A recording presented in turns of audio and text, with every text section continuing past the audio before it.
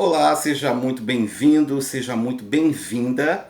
Eu sou o Carlos Correia Santos, terapeuta multidimensional. Eu sou psicopedagogo, músico-terapeuta e psicanalista em constante, ininterrupta, intensa e apaixonada formação. Bem, esse é o segundo episódio da nossa série Psicanálise e Inclusão. É uma série na qual eu quero conversar com vocês, discutir com vocês questões da prática psicanalítica voltada para a pessoa com deficiência. Eu sou também especialista em inclusão, especialista em autismo, especialista em saúde mental. E o termo desse episódio não poderia ser mais apaixonante para mim. Apaixonante, intrigante, desafiador. Psicanálise e autismo. Talvez você não saiba, você que não vive esses universos, né? O universo da psicanálise, o universo da psicoterapia, mas há uma discussão acalorada, apaixonada, intensa sobre a pertinência ou não pertinência da prática psicanalítica junto a pessoas no transtorno do espectro autista. Eu já de antemão, eu adianto que eu sou da linha que considera que sim, é perfeitamente cabível, possível e execuível o setting psicanalítico com a pessoa que está no transtorno do espectro autista, a pessoa autista. Mas é muito polêmico esse assunto, gera muitos perrengues teóricos, né? A gente vai começar explicando a origem do termo autismo. O termo é cunhado por um pesquisador, por um psiquiatra suíço chamado Paul Eugene Bleuler.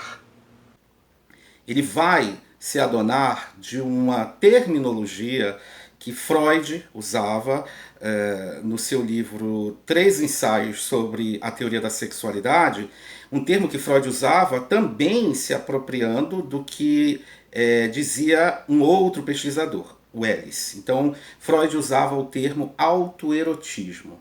Bleuler, que naquele momento pesquisava o que se entendia como esquizofrenia infantil, ele se interessa pelo termo autoerotismo, né, para tentar nominar esse quadro clínico que ele investigava, que ele considerava um quadro clínico onde havia uma cisão da realidade com a realidade, só que incomodado com o conteúdo aparentemente sexual, né, da terminologia autoerotismo, ele abre mão do eros, faz uma outra contração, né, cria um neologismo e cunha o termo autismo. Então, o termo autismo vai nascer do berço da psicanálise, né? Porque ele vem de um uso técnico feito por Freud. Durante muito tempo, o autismo então foi entendido como esquizofrenia infantil e pesquisado, debatido muito por psiquiatras, né? O grande pesquisador da área psiquiatra que vai se notabilizar é Leo Kanner. Leo Kanner é que vai realmente pegar o termo e vai dizer, olha, é isso aqui. Só que o interesse da psicanálise pelo autismo também é de muito tempo e também é muito apaixonado, né? O estudioso das relações entre psicanálise e autismo, Daniel Omar Pérez, ele vai nos afirmar que, de fato, durante bastante tempo vai persistir esse entendimento sobre a diagnose de esquizofrenia, né, para os casos de autismo, mas outras questões também vão ser suscitadas, né? O Daniel vai nos dizer, vai nos contar que durante um período alguns pesquisadores, alguns estudiosos chegaram a propor que o autismo fosse uma quarta estrutura clínica do aparelho psíquico. A gente aprende na psicanálise que nós temos três estruturas clínicas que são que sofrem a intervenção da psicanálise e que afetam o aparelho psíquico, que seriam as neuroses, segundo Freud somos todos neuróticos, as psicoses e as perversões. Então, alguns psicanalistas, quando começaram a se interessar mais detidamente pelo estudo do autismo, então notem que sim, a psicanálise se debruça sobre esse estudo há um bom tempo, alguns estudiosos propuseram que o autismo fosse uma quarta estrutura, né? Nós teríamos então a neurose, a psicose, perversão e o autismo. Mas o Daniel também nos informa que essa visão foi ultrapassada por uma outra proposta, de que o autismo não seria a quarta estrutura, mas seria uma A-estrutura, ou seja, um campo fora mesmo dessas estruturações, e que, portanto, demanda uma prática psicanalítica própria, diferenciada e detida, né? Bem, um terreno que é muito precioso de se debater quando a gente fala de psicanálise e autismo é a construção do eu. Vamos explicar. Bem, o autismo clinicamente, nós sabemos hoje que o autismo clinicamente é um comprometimento dessa personificação do eu. O autista, ele é uma pessoa autocentrada, ele é para dentro, ele tem uma dificuldade de se compreender como um indivíduo, e essa dificuldade gera uma fragilidade muito grande nas interrelações sociais. Então a gente tem aí um problema que é como se estrutura o eu da pessoa autista. A psicanálise nos conta que o eu humano, ele vai nascer por conta de uma cisão entre o consciente, o pré-consciente, essas duas regiões do aparelho psíquico se separam do inconsciente no intuito de proteção, né, do ego, né, e dessa cisão, né, nasce o entendimento sobre o eu. Então, a gente tem o inconsciente com suas pulsões, com suas forças motrizes pressionando o ego, né, o id, né, pressionando o ego. A gente tem o superego também mediando tudo isso. E o ego vai estabelecer a construção do eu a partir desta defesa. O eu se constitui a partir de forças que delimitam o que é desejável.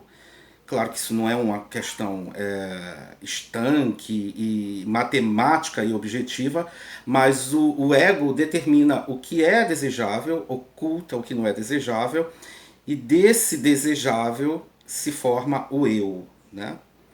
Como isso se dá na personalidade autista? Como é que isso se forma no aparelho do autista, uma vez que ele tem fragilidade nessa constituição do eu? Essa é a grande investigação da psicanálise. Porque também é importante explicar, para quem é leigo, para quem não conhece a discussão sobre psicanálise, que quando eu falo de consciente, pré-consciente e inconsciente, eu estou falando dessa estrutura topográfica também proposta por Freud, que constitui o nosso aparelho, que explica o nosso aparelho psíquico como detentor dessas regiões, desses lugares. Por isso, teoria topográfica, topos, lugares, né?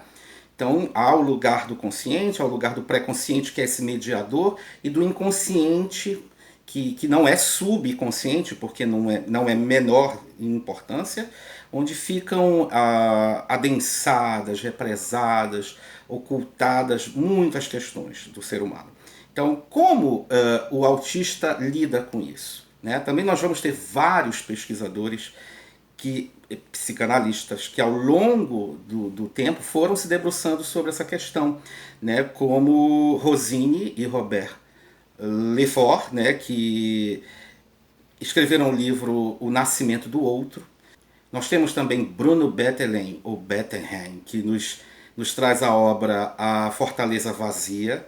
Né? Então são todos autores da linha psicanalítica interessados nesse terreno, né, que é como se constrói o eu do autista e como o psicanalista vai incidir, vai atuar, vai trabalhar com essa questão. Né? A mim, em especial, né, a minha pesquisa, ela gira em torno da questão topográfica em si. Né?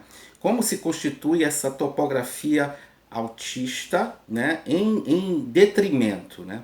A gente pode falar numa constituição de consciente, pré-consciente e inconsciente, similar ao que está universalizado na obra freudiana, ou o autismo, que não seria uma quarta estrutura, mas uma A-estrutura, né, como eu falei há pouco, por ser uma A-estrutura clínica, também não poderia o aparelho psíquico do autista nos apresentar outra configuração de topografia que a gente ainda não debateu e que seria interessante sobre ela pensar? Que constituição topográfica poderia ser essa, né? Então isso é um tema que fascina e que mobiliza. A outra questão também bastante interessante quando a gente fala de psicanálise e autismo é: mas quais sujeitos autistas estão de fato ao dispor de um set psicanalítico? Porque a gente sabe que existem 3 níveis de autismo: o nível leve, moderado e o severo. O nível severo ele tem enormes fragilizações na linguagem, né?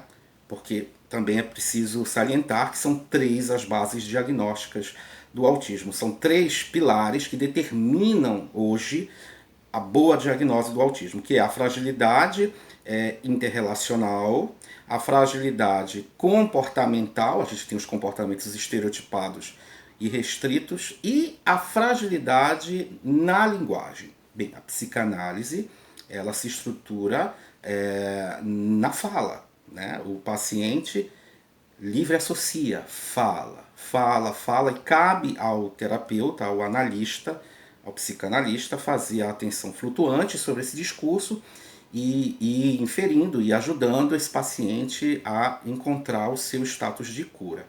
Como fazer isso com um paciente autista severo, que não se expressa, que não fala, que tem dificuldade com a linguagem? Talvez fosse o caso de começarmos a pensar em outras inferências do discurso, né, que podem ser atitudinais, né? O autista atua. Então, o autista ele não diz, olha, eu estou com raiva. O autista mostra raiva. Então, não seria o caso do olhar psicanalítico também encontrar novas formas de fazer a atenção flutuante sobre esse discurso atuado do paciente autista? Então é isso, pessoal. Eu espero que vocês tenham gostado desse segundo episódio e eu sempre faço questão de frisar que o meu objetivo não é o de fechar entendimentos, fechar opiniões, muito pelo contrário. É o de abrir debates. Se você gosta desse trabalho que eu realizo, por favor, siga-me no meu Instagram, siga-me na minha fanpage no Facebook, inscreva-se no meu canal do YouTube e nunca esqueça que inclusão é um ato de amor e respeito social. Até a próxima!